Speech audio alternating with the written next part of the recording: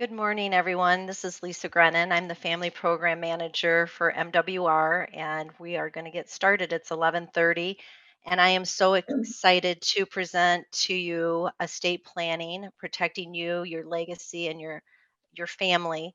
And Stacy Lott is an attorney in Battle Creek, and she practices elder law and probate and estate planning. And Stacy just comes with a plethora of experience and just so much to offer us and answers a lot of questions. So if anyone at the end is going to have time for questions, and we've had Stacy before, and we just welcome you back, Stacy. Thanks for being with us today. Thanks for having me, guys. And Lisa, I guess I should have asked you how long you want me to go before questions start kicking in. If you want to do 40 minutes or 45 minutes and leave the Yeah, I last guess I'll, 15, yeah, we'll play it by just see how ear. it goes. We never know how fast or how long I'm going to talk.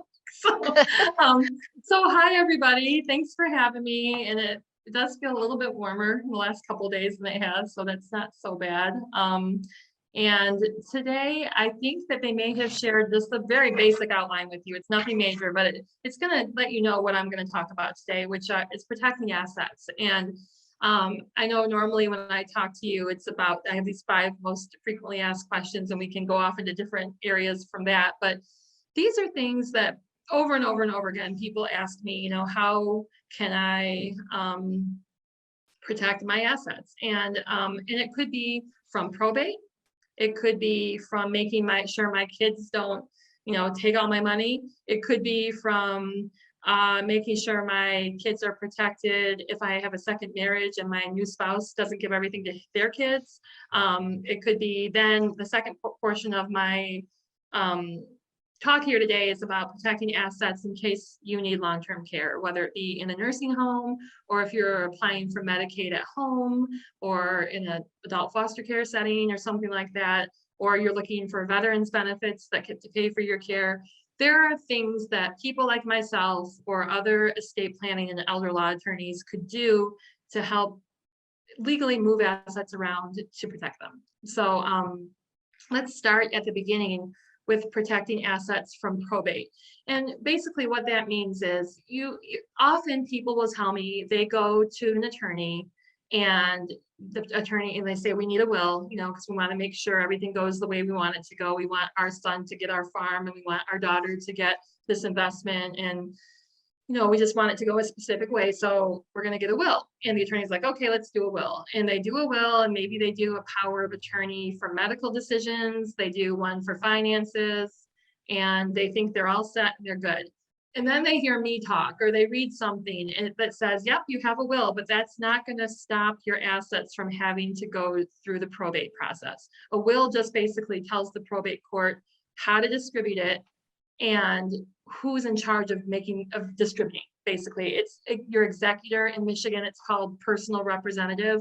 So who's the personal representative and how you want things to go.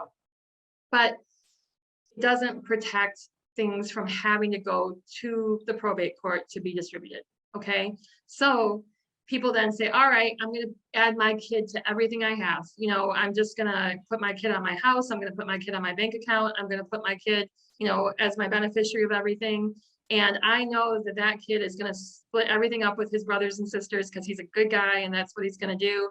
And my kid is a great businessman and he doesn't ever get in trouble and there's never any creditors after him. So I don't have to worry about anything like that.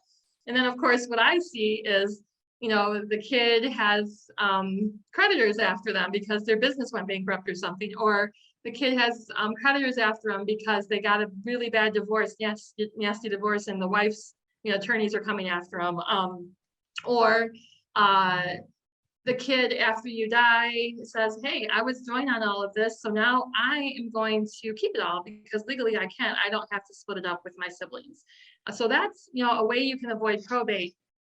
But things happen that you don't expect to happen in life. I've probably told you guys this story before, but I had a client who put all 3 of his daughters on his money market account at the Kellogg Credit Union that had about $40,000 in it, and that was his little nest egg. And his one daughter, her husband had an affair. They got a divorce or getting a divorce. She was completely, surprised by all of this and couldn't believe it was happening, and she was angry, and she just kept going back to court asking the judge for, more crazy things. And the judge finally said, listen, if you keep coming back to court with more motions, we're going to make you pay his attorney's fees. And she did again, and so she had to pay attorney's fees, and she didn't have the money to do it. So the husband's attorneys put a lien against, got a judgment and put a lien against anything her name was on, which was her dad's account. So there was a $30,000 attorney bill that got sucked out of her dad's account because she was joined on it. It's not something that dad probably ever thought could happen, but it did. So if you look at my outline, it says there are other ways to protect assets from probate, namely doing a trust. And when you do a trust, you have to have other documents with it to really make it work the way it should. So I recommend that you do something called a pour over will, like you're pouring a pitcher. It basically says everything goes to my trust. We do powers of attorney for finances and medical ones, and then we will do deeds to property that you have, and we'll deed those properties into your trust. And when you do that, what happens is, let's say, I'll give you my example. So I own my home that I live in. We just sold a cottage we had, but we have life insurance policies, bank accounts, retirement accounts, things like that, my husband and I. And we have a quitclaim deed that puts my house into the trust. And we made my trust the owner of our trust, the owner of our bank accounts. And our trust is the beneficiary of our life insurance policies. So what that means is we didn't add our kids to our assets. We just made our trust own it all. Eventually, when something happens to he and I, our successor trustee, which is my sister and my friend, they can take those assets, liquidate everything, and then take care of my kids until they're old enough to get it. That means nobody is joint on the accounts. There's no liability issues when it comes to that. Nobody else can come in and try to make decisions because the trustees are in charge, and we appointed the people to be those trustees. And nothing will have to go through the probate process because the trust owns everything. And there are people that jump right in after we die that can then take care of everything in the trust to distribute out the way it needs to go. So it really is a simple way to make sure that things don't go through probate, that you have control over how you want things to go. And there are no liability or fairness issues when it comes to making sure that your kids get everything. So, or whoever you want to get it. So like I said, when you have a trust, you do this pour over will. A pour over will basically is something that you put in there because, I'll give an example. Let's say that the lot next door to our house comes up for sale, and my husband and I decide we're going to buy it. And we buy it, but we never do the quitclaim deed to put it in the trust. And then we die, and that one piece of property that might be worth like $50,000 ends up having to go through probate. Well, when it goes through the probate process, our pour over wills that we have say it goes to our trust. So it would go into the trust to be distributed the way the trust says. So there'd be a deed that puts the property from the probate estate into the trust. And then it goes to our kids at certain ages, because my twins are 18. They're way too young to get money in their hot little hands to blow however they want right now. So in my trust, I put that money can be used for their health, education, maintenance, and support, but they don't get the cash in their hot little hands until they get a third at 25, a third at 30, and a third at 35. Because I have a really big life insurance policy, I just can't imagine my kids with millions of dollars at 18. So, you do those things in your trust. You can write out how you want it. Then I did talk about deeds. So if we had done a deed to put that lot that we were going to buy next door to our property into the trust before we died, we wouldn't have had to go through probate and use that pour over will. So the deeds are really important too. I'll get clients who come in and say, oh, we have a trust. And then I'll say, well, what's in your trust? And they're like, what do you mean what's in our trust? And I'll say, well, is your bank account titled to your trust? Do you have a quitclaim deed that put your house into your trust? And they're like, we don't know, we just have the trust. And so that's called funding your trust, basically putting things into the name of your trust, or making the asset or making the trust the beneficiary of the asset, are ways that you can get things into the trust upon death. So making sure that trust is funded is super important. So I'll see people who have a trust, but they don't know if their trust owns anything. So maybe their trust isn't the owner of their bank accounts, or maybe their trust isn't the beneficiary of their life insurance policies. And it's so important that it is, because then your trustee has a pot of money to work with, maybe to pay the bills on the houses until they sell, or pay for the funeral, or pay for whatever. Your trustee has to have access to cash to take care of these things. So you have to make sure that your trust is either the owner or the beneficiary of accounts, and an attorney or someone that probably a good estate planning attorney can help you figure out if it should be the owner or the beneficiary based on the asset. So for instance, oftentimes I have an account at Southern Michigan Bank and Trust. So I go there, they make the trust the owner of my account, because you can switch ownership to your trust. But if you're at a credit union, some credit unions will say, nope, credit unions are owned by members, and members have to be people. So if you want to make your trust the owner of the account, we actually have to close down your whole account and open a new account in the name of the trust. And meanwhile, you have direct deposits going in, debits coming out. You don't want to mess with that. But the good thing about credit unions is they let you have a beneficiary on your account. So you could make your trust the primary beneficiary of your account, so that when you pass away, it goes into your trust and it's in that pot for the trustee to be able to get access to pay bills and stuff. So those are all, but that's just one example, banks versus credit unions, but there are other different assets that we would go through, asset by asset for each person, to let you know whether it needs to be in the trust, if the trust needs to be the beneficiary, if it's not supposed to go into the trust at all. That would be like retirement accounts, because oftentimes there's a tax implication to making the trust the beneficiary. But sometimes we have to, like if we have minor children and stuff. So that's something that your attorney should be able to discuss with you and help you figure out the best way to do the assets to make sure you're maximizing the benefits of the trust. Okay. So I did put the financial power of attorney and the healthcare power of attorney in here for a reason under protecting assets, because if you become incapacitated and maybe you did have that piece of property that's next to the house and you forget to put it into your trust, but your child catches it, but you're not able to sign a new deed to get it into the trust, but your child is your power of attorney, and the power of attorney says, hey, I can transfer things into my dad or mom's trust. Then they can do that on your behalf. They can take care of making sure things are the way they need to be. Because oftentimes I'll get people who come in here when their parents are sick and they can't make these decisions anymore. But luckily they have these documents done, and they come in and say, okay, they have a trust, but I'm not sure if everything's in the trust. And we sit down and we kind of knock through every asset and see what we can find. And maybe we do find that piece of property that's not in the trust. And so because they have power of attorney, they can put it in. The healthcare power of attorney is important because, once again, if your parent, I'm just going to use your parents, but if your parent or your spouse or whoever is incompetent and they can no longer make their own health or placement decisions, sometimes, and that'll bring us into the next part of this, where they're placed will help us protect assets. So if they have some type of asset that would be super difficult to move around, whether it's real property or retirement accounts or something, to try to protect it for Medicaid to pay for their nursing home stay, maybe we find alternate placement, like an assisted living facility or an adult foster care home that's less expensive. But using the advice from an elder law attorney or social worker or somebody to help you figure out what the best placement would be for that person, and then how much it would cost and what they can afford.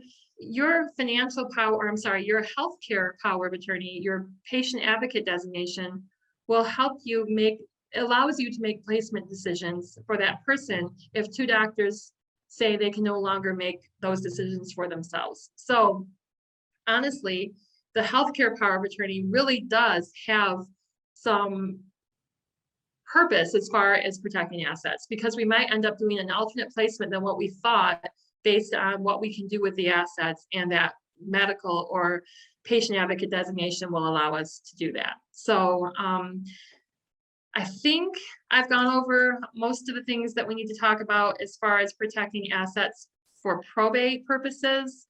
And you can like write down a question in case in the future when we come back to at the end, we need to talk about it some more.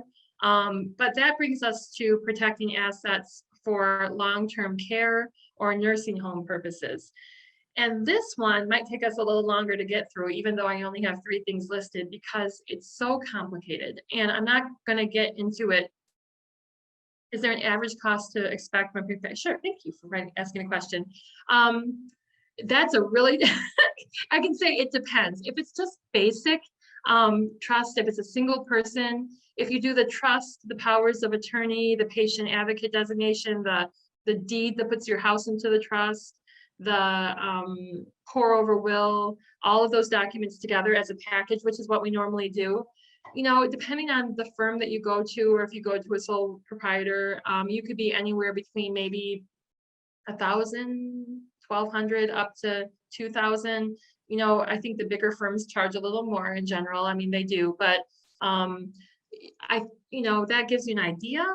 It may be less, it may be more. If it's something more complicated, sometimes I have to set up 2 trusts. If it's a second marriage, for instance, I'll give you an example. My mother got remarried about 14 years ago to my stepdad, and they both had their own assets from their previous marriages. And so we did a trust for my mom that says upon her death, everything goes to my sister and I, and a trust for Larry that says upon his death, everything goes to his kids. But in my mom's trust, it says that Larry has what's called a life estate, so he can live in her house until he dies because they live in her house. And so there's 2 trusts in that circumstance because we're trying to protect assets. My dad worked really hard, and my mom wants to be sure that when something happens to her, the assets come to my sister and I, because if they went to Larry and then they ended up with his kids, it could be that my dad's money ends up with some other person's kids, right? So that might be a little bit more because we have to do 2 trusts, right?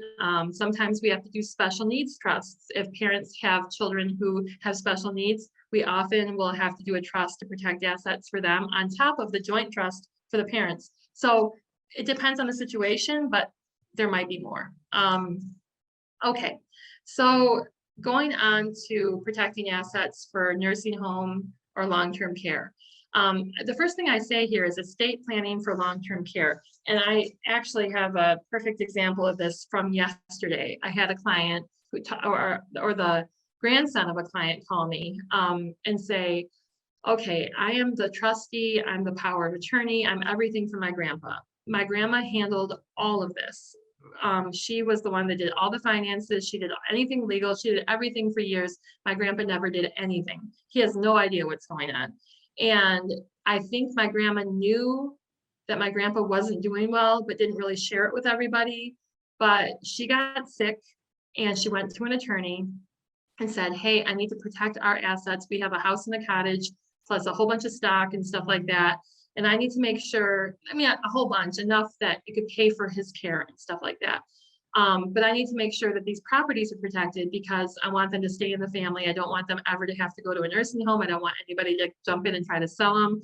I want to make sure they're protected for the generations in the future, for my kids and my grandkids and my great grandkids. So the attorney, wrote up a joint trust for the wife and the husband, put the 2 properties in the trust, retitled the stocks into the trust, or help them do all of that. Help them put the bank accounts in the trust, do everything they needed to do to get everything in that trust. Then when the grandma passed away. Grandpa is still alive, and they soon quickly find out that grandpa has a lot of health issues. Has stage 3 kidney failure. He has dementia. The reason his kidneys are getting so bad is he's not remembering to take his medication. And all of this is coming to light because grandma took care of all this for him and really didn't tell anybody. So meanwhile, the grandson is who she trusted to handle everything. They have 4 children, but the grandson is who she trusts. Grandson said, hey, she went to this attorney that said everything is protected, so grandpa can get the care he needs and nobody can come after those houses. And I'm like, had I known them and I got to know grandma and I talked to her a little more, I would have found out possibly that she was worried that grandpa might need some care and she wanted to make sure those houses were protected. So what I would have done in that situation is set up a trust for grandma alone. And the trust would have said, upon my death, everything goes to either my kids or grandson or whoever I trust. She trusted grandson. So and grandson's professional. He's in his 30s. He has kids. He's got a great family. He's a great, great guy. So I'm going to leave everything to grandson. And then grandson's going to hold on to that money so that if grandpa needs anything during his lifetime, he can take care of it. But ultimately, there's nothing in grandpa's name. So he's instantly eligible for any benefits he's entitled to, whether it be Medicaid or veterans benefits or anything like that. So now that they have nurses coming into the house, that could have been paid for by Medicaid waiver or by veterans benefits. But it wasn't set up that way because the attorney they went to, I don't think either they didn't know that you could do it and it was more of an elder law type thing, or they didn't delve into it enough with grandma to find out because she just passed away. And so it's pretty obvious that he needed care. And they didn't get to that point to really talk about what would happen if you passed away. Would he be okay on his own? Is he ever going to need care? And she probably would have said, yeah, he probably is going to need care. And so we would have done something different had they known me to set it up where everything could have been protected. He could get benefits to help pay for the nurses in the house right now, and all of that money could be protected. So when we talk about estate planning for long-term care, that's kind of what we're talking about. If we have two spouses, one of them is fairly healthy, doing everything, the other one is having some issues, and whether it be mental because of dementia, or something like that, whether they're maybe have been a stroke victim and they're never going to be the same since that. Maybe they have some physical illness, whether it be MS or something like that, where they know they're going to need care in the future. Most of my clients are very pragmatic and they understand that. And if they have someone, whether it be one of their kids or somebody that they trust to hold on to that money for them, it's a way to make sure that there are benefits available in case the healthy spouse passes away. Okay, so that's what I talk about when I'm talking about estate planning for long-term care. It's basically called disinheriting the spouse, and we do it not because we don't love the spouse, but because we do love the spouse and we want to make sure they're protected. And if we have a very trustworthy person that we could transfer those assets to hold on to, or a couple people, like for instance, in our case, my mom has dementia, and if we ended up putting everything in a trust for my stepdad and leaving everything to my sister and I, we would have this account if my stepdad passed away first, that my sister and I own together, that we would use for my mom for whatever she needs. And then after my mom's gone someday, if there's anything left in that account, my sister and I would split it equally. And that would be my mom's assets, obviously not Larry's assets. Those would go to his kids. But if you have a first marriage, it works pretty well. So that is kind of a elder law 101 tip or trick that we do to protect assets in case the healthy spouse is worried that if they died first, there's some way to take care of the sick spouse and not have all the assets, go to the nursing home or go to the state of Michigan. There are ways around that we can do in advance if we need to. So, and it is interesting how many couples I have where one of them has dementia but is perfectly healthy physically, and the other one is perfectly healthy mentally but has major physical illness, whether it be heart disease or something that makes it where they could easily die. And then being a caregiver is so tough, so is more stressful. So they might be physically not able to handle things as well as the incompetent person can, but they mentally can, and they coexist. They're codependent because we've got one that can't think very well but is very physically healthy, and the other one who's not physically well but is mentally great. And I know that caregiver spouse who has medical issues but is mentally fine, they worry what is going to happen to my spouse if something happens to me. And this is an easy way to make them feel better, to know that it's going to be okay. I mean, it's not going to be okay, but we can at least try to protect the assets. So the question is, what are the implications if there is a living revocable trust set up without a pour over will? So if everything is titled into the trust, or if the trust is the beneficiary, if the trust is funded and there is not another asset out there somewhere that we're worried is going to have to go through probate, then you're okay.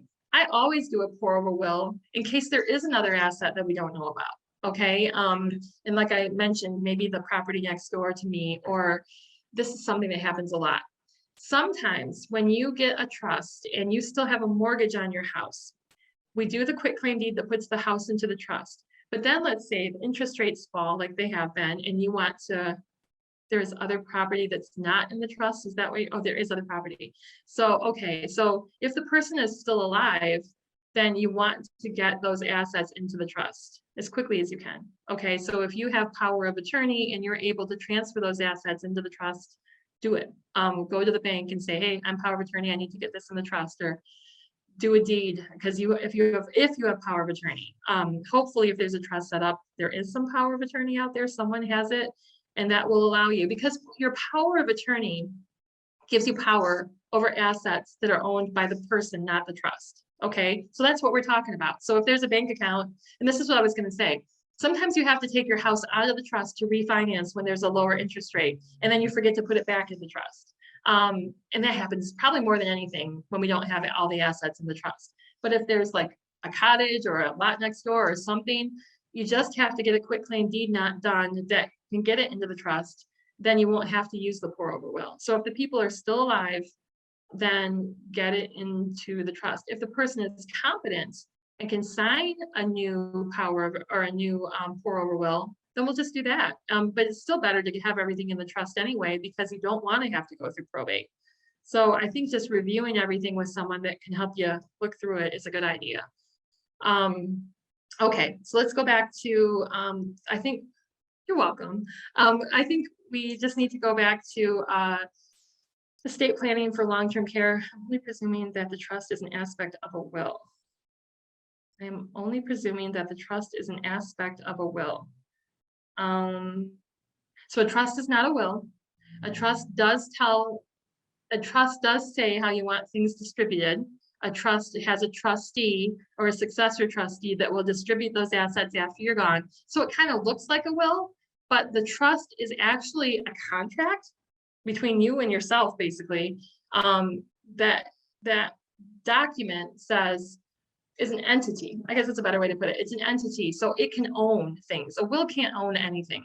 A trust can own assets. And then while you're alive, you can use your own social security number. It's basically you, but on paper it says trust.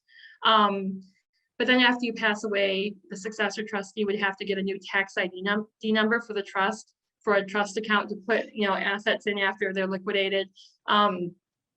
It's an idea that it acts like a will, because it does say how you want things to go, and there is someone in charge of doing that for you. But the will would be a document, a device to get things out to the people you want it to go to, but it would have to go through the probate process to happen, where a trust doesn't have to, because it's its own entity and it just keeps going on after you're gone. Just other people are in charge. I hope that helps. Okay, back to protecting assets for long-term care or nursing home. So you guys have probably heard that when you go to a nursing home, I'm going to start with nursing home because it's what everybody knows. They're super expensive. You've probably heard that if they'll make you spend all your money down, they can come back after your house. You're welcome. You can come back after your house, or they can come back after your house if something happens. When you pass away, it's something called estate recovery, where if the state pays for your care for however long, and then you don't have any money to pay for it, then they'll come back after and try to recover any other assets you had when you passed away. So the reason I say they can do that is because when you're in a nursing home, I'll give you an example. Calhoun County Medical Care Facility is over $11,000 a month private pay.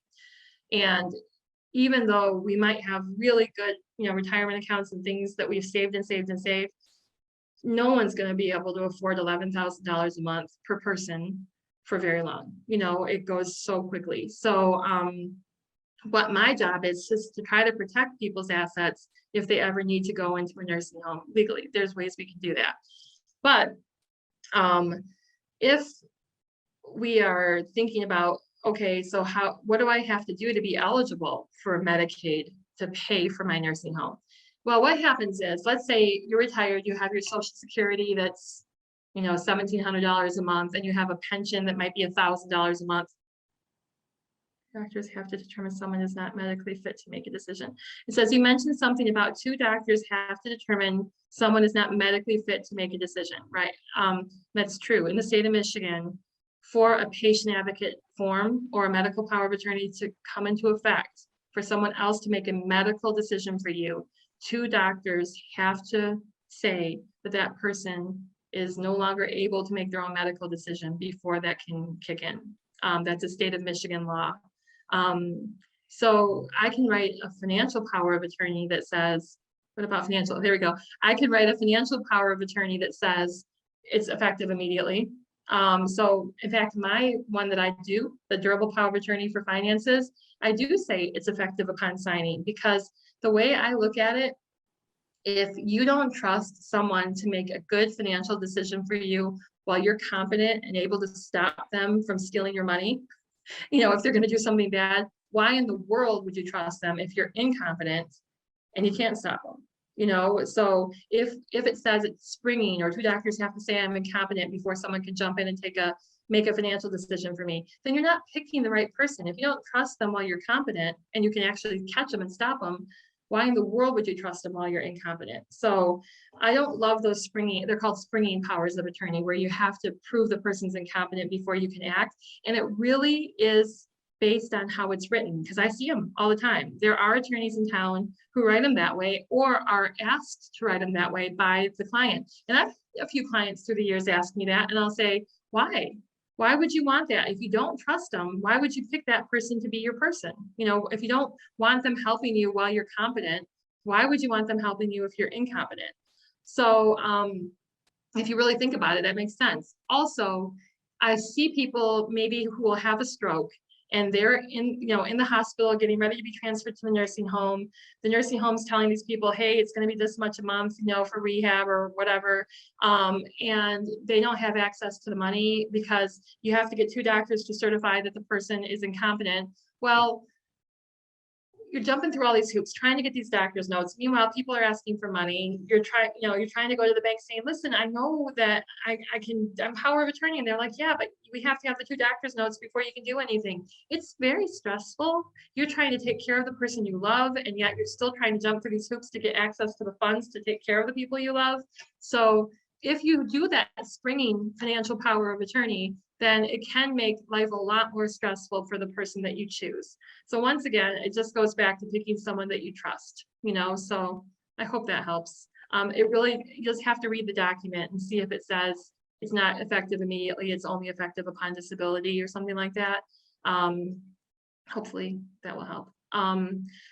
Let's go back to Medicaid, talking about Medicaid in the nursing home. So if you're in the nursing home, you want to apply for Medicaid, the rules are a single person is allowed to have 1 house, 1 car, a prepaid funeral, that's an irrevocable one that you work with the funeral home to do, life insurance that has a face value, like this is my $10,000 life insurance policy. Well, face value has to be $1,500 or less.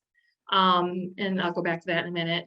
And then they can have burial plots. They can have enough for themselves and any kids they have, or if they have a spouse, their spouse. But we're talking about a single person. And then they can have $2,000. And that's what they can have to be eligible for Medicaid if you're single. Okay, so we have to get people down to that number to be able to be eligible to stay in a nursing home and have the state pay for their care. I was talking about having maybe I think I said $1,800 or let's say $1,800 Social Security, $1,000 pension. So you have $2,800 in income. Your $2,800 would be your copay if you were eligible for Medicaid. You get to keep $60. So it would be $2,740 that you'd have to pay every month to the nursing home. And then the state would pick up the difference between the $2,740 and the $11,000 or whatever it is. And I think they actually get a lower rate on Medicaid, but still, they pick up the big difference. Okay, so if you only have $850 a month in income, Social Security, then you're going to be paying $810. I'm sorry, $790 to the nursing home, and the state's going to pick up the difference. If you have $4,000 a month in income, then you're going to be paying $39.40 a month to the nursing home, and the state's going to pick up the difference. If you're eligible for Medicaid asset-wise, you also have to be eligible health-wise. You have to need help with your activities of daily living and not be able to live on your own in order to be able to screen in to get on Medicaid in a nursing home. Okay. And dementia in itself is usually enough. If someone has a dementia diagnosis, that's usually enough. Medicaid for a married couple, you're allowed to have one house, one car, two prepaid funerals, burial plots for each other and your kids. Then the spouse in the nursing home is allowed to have $2,000, and the spouse that is, we call it the community spouse, the person that's still out in the community, is allowed to have, the low limit is $27,480. So if they have $25,000 in the bank and that's it, in a house and a car, they're eligible. Okay.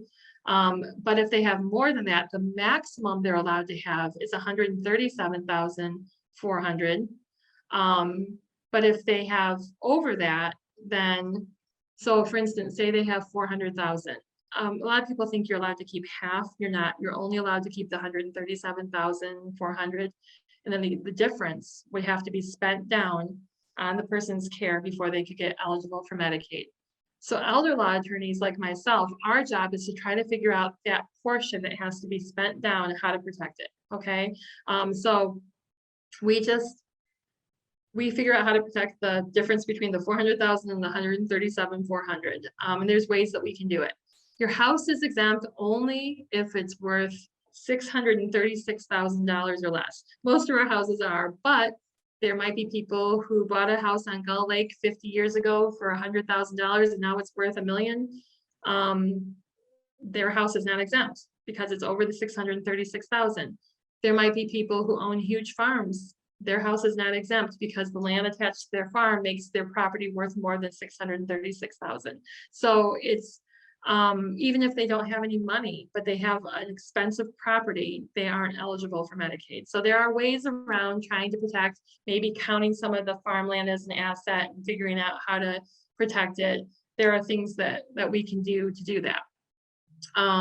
So in order to get eligible for Medicaid, there are all different kinds of loopholes, I guess, legal loopholes that people like myself and other elder law attorneys use to get people eligible. We could do certain trusts, we can do annuities, and we don't do them, but we tell you about companies that can help us do it. We can do certain types of gifting. You probably know that there's a 5-year look back. You might not know. There's a 5-year look back on giving assets away before someone goes into a nursing home or goes on Medicaid. If my mom had given my sister and I, you know how the IRS, they say you can give away a certain amount every year and it doesn't count as a gift and you're fine. This year it's $16,000 a person. Everybody always says 10,000 because that's what it was forever. Well, this year it's 16,000. If my mom gave my sister and I $16,000 each, for the last year, a couple of years, then she had to go into the nursing home next year, then we'd be in trouble because if we didn't have that money to pay back to her, then we could have a problem. Even though your accountant and probably your financial advisor, lots of different people will say, oh, you can give that $16,000 away. That's not a gift. That's no problem. It's no problem for the IRS. What it means is you don't have to file a gift tax return. But it is a problem for Medicaid. You can't give away $5, let alone, 16,000 a year. So even though people will tell you to go ahead and do the gifting of 16,000 or less, that's not okay for Medicaid. So if you have someone that has possibility of needing long-term care in the future and someone's telling you to give 16,000 to everybody each year to try to get the money out of his or her name, it will penalize her or him if they need to go to the nursing home in the future. So just be aware of that. It's an IRS rule, it's not a Medicaid rule. Another thing that people have told me several times is if you're married and you have to go on Medicaid, that all you have to do is spend down spend down half the money, whatever the other half is left, then that's for the healthy spouse. You spent down on someone's care half of the money, and so you're eligible for Medicaid. So if those people have 400,000 and you spent down 200,000, they spent all this time spending this 200,000 on care at home or whatever it is, and they kept track of it because someone told them that they could do that. And as long as they kept their half and spent down the other half, they could get eligible for Medicaid for that sick spouse. That's not true. That was an old rule over 20 years ago. But I still have people who come in and tell me that. And they spent the last, year and a half or 2 years spending all this money down when I could have protected most of it. So and then they're like hit because they have 200,000 left. And remember, we can keep 130. The numbers just changed. That's why I keep looking back first of the year. So 137,400 we can keep. So we have to spend down, that other 63,000 or whatever that they thought they were good. We could have protected a lot more. So there are a lot of people out there that think they know just enough to be dangerous when it comes to Medicaid planning. And it might be your financial advisor telling you to buy annuities. It might be your accountant telling you to give away 16,000. I think everybody has your best interest at heart, but the Medicaid rules change quarterly. And it's really scary how much advice is flying around out there and people don't know what the real rules are. And in Michigan, continuing education is not required for lawyers. So many attorneys who will throw out these Medicaid rules to you don't know what the current laws are because they're not going to the continuing education classes. They're not staying up on the listservs and learning what the new rules are. So those of us who do practice in this area, we have to do a lot more school or a lot more learning than a lot of other attorneys have to do. So it's really important that if you have questions specifically about protecting assets for Medicaid or for veterans benefits, which I'm going to get to next, that you talk to somebody who really understands the law because it's tricky. Okay. Trying to see if there's something else I didn't. Oh, yeah. For Medicaid, if you are trying to get eligible for Medicaid at home, so there is a Medicaid benefit called Medicaid waiver that will pay for home care for you or your spouse or your parent or whatever. And you can get up to 6 hours a day of the state sending people in to pay for your care. There's no copay like there was at the nursing home where you had to pay your income minus the $60. You get to keep your income because you need that to pay the bills on your house because you're living in your house. But there is an income limit for this one. You have to have under $2,523 a month of gross income in order to be eligible for a Medicaid waiver. Okay, so a lot of my older clients who only have Social Security would absolutely qualify, but you also have to be asset eligible. Like we talked, the same rules for assets that we talked about for nursing home, but there is an income limit. But if you're under that asset, or if we can get you under that asset and you're under the income limit, then it's kind of nice to be able to start Medicaid at home because you're already eligible. We get you eligible at home. And then if you do progress and have to move into a nursing home or something like that, you're already on Medicaid. So it's kind of a baby step. Another thing that Medicaid waiver will pay for is adult foster care homes. Certain adult foster care homes are licensed to take Medicaid waiver, and they're on a list that we have that the state has that says, yep, you can go to these places.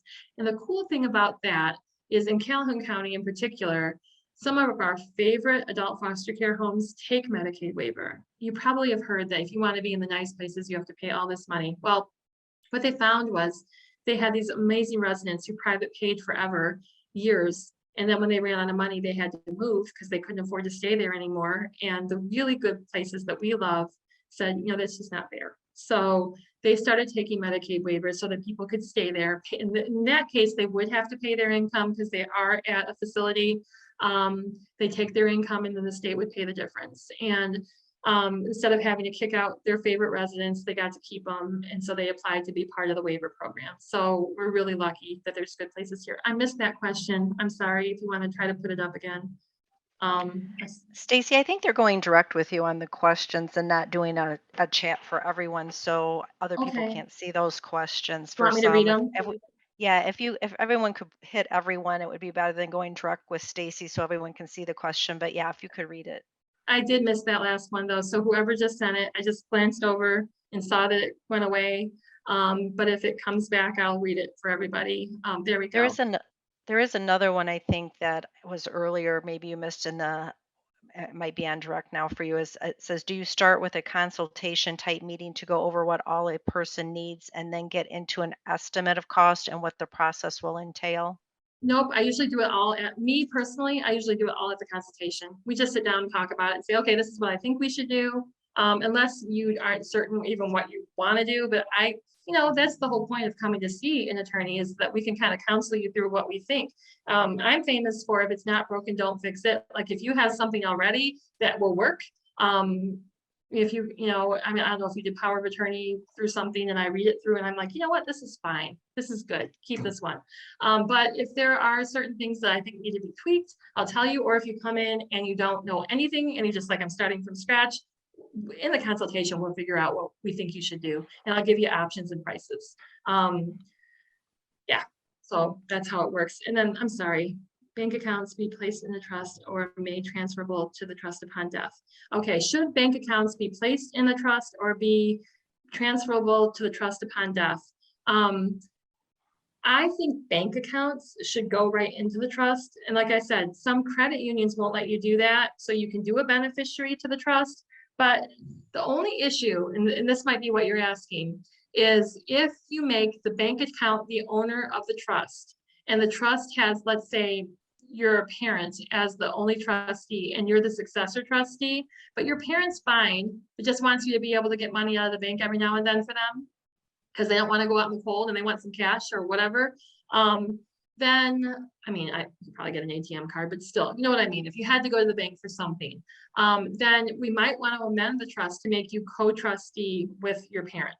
That's the only thing because you wouldn't, since you're successor, you wouldn't have access to it if it was in the trust. Now, if it's a trust for you or you and your spouse, yeah, put the bank account in the trust because you are in charge of it. And then if that bank account gets, a little bit money in it, then it's not going to go through probate, which is important. The only reason I tell you to do the credit union differently is because they might make you close your account and open a new one. Not all of them, but some of them might. And if they do, that's why I would say just make it a beneficiary. But I would much rather see everything already in the trust, all in one pot. So we don't have to wait till someone dies to get access to it. The trustee doesn't because they might need it while someone's still alive. But if it's a parent, for instance, a couple of years ago, we amended my mom's trust to make my sister and I co-trustees with her so that we can talk to people when we saw that her memory was starting to slip a little. Because she didn't want to deal with it. She's like, you guys deal with it. So that's what we did. I hope that helps. Stacy, Yes. question. So, say that someone has a trust and they have their life insurance in that trust, but they forgot a life insurance policy. If they have listed someone as the beneficiary, would they automatically get that and not have to go through probate, or they still do even though they're Correct. listed? Yeah, so the only things that have to go through probate are things that don't have beneficiaries or joint owners on them. All right. So if there is no trust and somebody lives in an apartment, doesn't have a house, has a 401k and a life insurance policy and a bank account, and their 401k, and they have one child, and their 401k has the child as the beneficiary, their life insurance policy has the child as the beneficiary, and their child is on their bank account with them, nothing's going to go through probate. It's all going to go to their one child. Okay. The tricky part is when there's more than one child, everything, is there a list somewhere with an up-to-date educated attorney and elder law with everything? Is there a list somewhere with an up-to-date I'm not sure. I think if you're trying to find a good elder law attorney in your area, I would recommend talking to a nursing home or an assisted living in your area. That's the best place to get the advice. If you call a nursing home around here, they can't just tell you one person. If you're single and you end up in a nursing home, can you have a trust in place so Medicaid does take? A living trust doesn't protect your assets from doesn't. A living trust doesn't protect your assets from a nursing home, like just a regular living trust like we're talking about. There are special trusts that You have to do 5 years in advance of going into a nursing home to protect your assets. And I'll tell you right now, based on the current laws in Michigan, if you're single, you have a stroke next week, you haven't set anything up, you haven't waited 5 years to get things out of your name, the worst case scenario, if your family or your loved ones talk to someone who does elder law, is that you'll be allowed to keep your house and 55 to 60% of your other assets could be protected. So it's not like everything has to be spent down to 2,000. There are things we can do to protect certain amounts of money. All right, that's just a ballpark. It gives you an idea that there are things we can do. Okay, if those assets are retirement assets, the TSPs and things like that, they would have to be cashed in, and then we have a tax implication. So we can protect the asset, but sometimes we have to pay taxes on it, which is troubling, so but it's better than losing everything. So they would make you cash it in and spend it at the nursing home anyway. So if we can cash it in and protect some of it, it's a good way to go. So I think I got through the Medicaid piece of it. Now I'm going to go on to veterans benefits quickly. There is a veterans benefit available to help pay for long-term care. It's called the Aid and Attendance Pension. It's a pension that will pay up, well, it pays $1,318 for the surviving spouse of a deceased veteran. It pays $2,050, this is a month, for a veteran who needs care. It pays $2,431 for married veterans who need care. And then if there's two veterans who are married, it's $3,261. The cool thing about the veterans benefit is they did have some rule changes. It did put a look back period in. They didn't used to have a look back several years ago. Now there's a 3-year look back where you can't give things away, but they upped the amount of money you can have. So even if you're single, you can have a house and a car, prepaid funeral, the things we talked about, and $138,489. So that's a huge amount for people that would otherwise have to spend down to $2,000 if they were going for Medicaid, right? So if you're a single veteran, you get about $2,000 a month to help pay for care, maybe in your home. Is this for retired veterans or for all vets?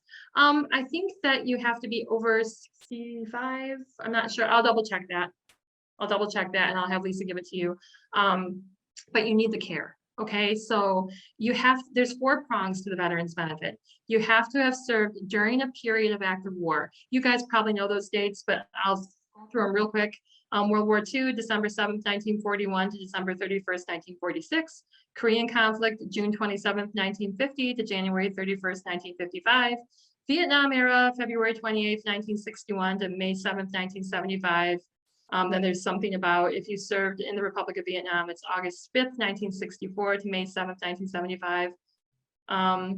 Gulf War, August 2nd, 1990 through a future date to be set by presidential proclamation. They haven't set it yet. So basically you have to have served 30 days total, one of those days being during that time. So if you served for, in November, at the end of November through December 9th of 1941, then you were in 2 days during that period, but that works. Okay, so basically you have to have served during a period of active war and either been honorably discharged. I think it's just honorable, but it could be honorable or other.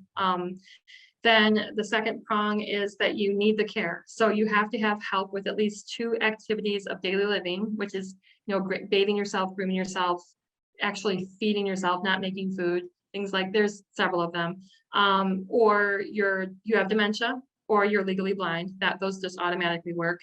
The third prong is that your income every month is not enough to cover your medical expenses. So if you go to an assisted living facility that is $4,000 a month and you only have $3,000 of income, you'd be entitled to the full $2,050 because your income is not enough to cover.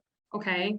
And then the fourth prong is your assets. And we talked about that you can have a house, a car, etc. and under 138,489. But it's only for people who need the care. Okay, so if you don't need the long-term care, then you're not going to qualify for it right now. So I'm guessing most people who are active duty, and I could be wrong, probably don't need help with all of their activities of daily living, or a lot of them, or couldn't live on their own. So that's kind of what I'm talking about. So, but I could be wrong. I don't know. So, I think I've been talking so fast, you know I do, and I wanted to open it up for more questions now because I know we're nearing the end and I went over a little bit. So if anyone has questions, please feel free to throw them out there now. And you can take it off your mic and ask it direct if you want and don't want to type a question to Stacy, whatever way's easiest for you. How far out are you with scheduling? I am probably about month maybe right now. If there's an emergency though, I can get people in sooner. That's why I'm scheduled so far out because, with elder law, if I get a call from a hospice resident saying someone wants to see me, I'm going to go there. I have to leave some time open for those emergencies, and they happen all the time in my practice. So I don't plan to die anytime soon. I'm so glad. I'm so glad he doesn't plan to die anytime soon. I might be a month, 6 weeks, somewhere in there. But if you want to get in sooner and you ask to be put on a cancellation list, we can do that too. Because with this weather, people have been canceling a lot lately. So we have people popping in all the time. Okay. Any other questions for me? You guys can think of? Yeah, that's me. That's me. So, Um, Stacy, I did have a question. The Medicaid waiver, you said it was 2530 for 20, someone who needed 25, 23. 2523. And Mm-hmm. so they have a spouse that has more income. Is it separate, those incomes? For, It is separate. It is separate. So, and okay. it's interesting too, because the nurses who come in, or the nurses aides, are so sweet. So oftentimes I'll have a client that has dementia, she's really bad, and her husband has been trying to be the caregiver, and they'll come in and they'll make a meal. It's not just for her, they're going to make it for both of them. So even if your spouse has $4,000 a month in income, but you only have, 1,500 or 1,000, they're not going to ignore the caregiver. The whole point of Medicaid waiver is to try to give that caregiver a break, to help them out and keep people out of the nursing home as long as we can. So yeah, it's per person. It's not for couple. Okay. Just wanted to clarify that. Thank you. Does it matter where the legal documents are filed? Not quite sure what that question is asking. Where I they're wonder if they filed. mean by county, maybe? Are they talking by I don't know. It's because I don't tell anyone to file documents. The only documents that we file by county.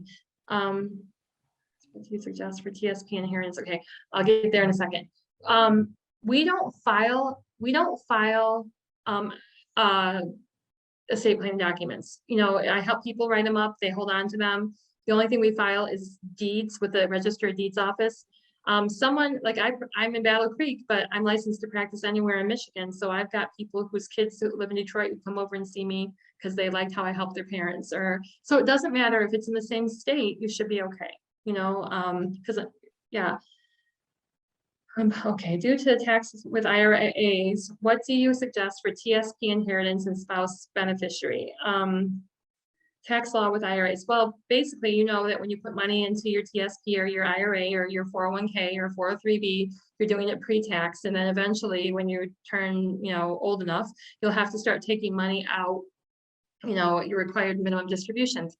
I tell people, take more than your required minimum distribution. Try to get more out that doesn't bump you up into the next income tax bracket. Okay, so they'll tell you you have to take this much, but talk to your accountant. How much more can I take that won't get me up into the next income tax bracket? Because when we can get assets more liquid, it's a lot better.